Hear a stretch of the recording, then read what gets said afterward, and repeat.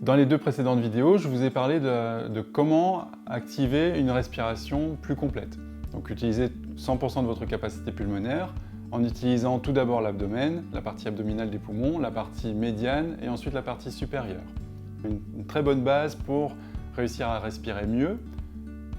Lorsqu'on est dans un niveau de stress, qui monte ou quelque chose, un défi qui nous arrive, ou une situation d'agression ou de discussion un peu plus intense avec des collègues. Comme je le disais, très souvent, la respiration, elle migre et elle se fait uniquement dans la partie supérieure. Donc c'est là où on a une émotion qui va attirer une respiration. On va être dans un état un peu énervé ou un peu émotionnel. La respiration, elle devient beaucoup plus courte. Donc ce qu'on va faire maintenant, c'est apprendre à inverser cette polarité.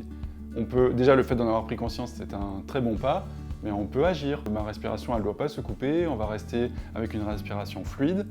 Donc je reprends ma respiration au minimum abdominal, au mieux complète. Simplement utiliser la respiration abdominale, vous allez envoyer un signal au cerveau, vous allez sentir que vos émotions vont se stabiliser.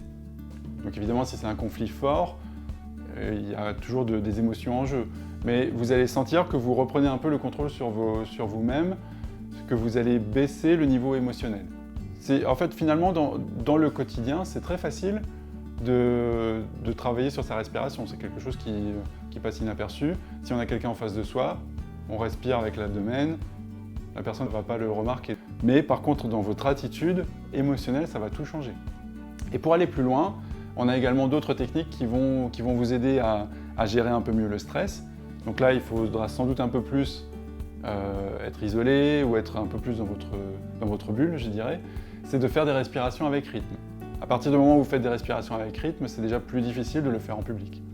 Donc imaginez-vous, vous êtes dans votre bureau, après ou mieux encore avant une réunion où vous avez un enjeu, une présentation, vous allez pouvoir faire ce qu'on appelle la respiration avec le rythme carré.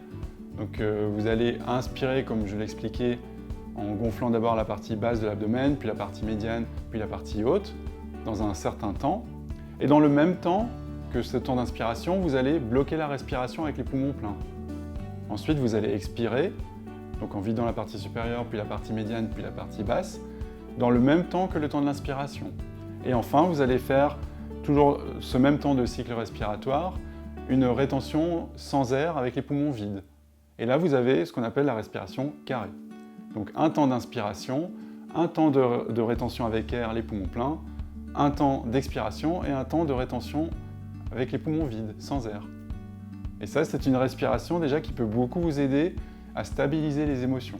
Donc ça, c'est très bien, par exemple, si vous avez une présentation qui se profile, quelque chose une discussion à venir avec votre chef, ou quelque chose que vous sentez qui vous stresse, eh bien, utilisez cette respiration-là, ne fût-ce que quelques minutes, ça va vous aider, vous allez remarquer tout de suite, le niveau émotionnel va baisser.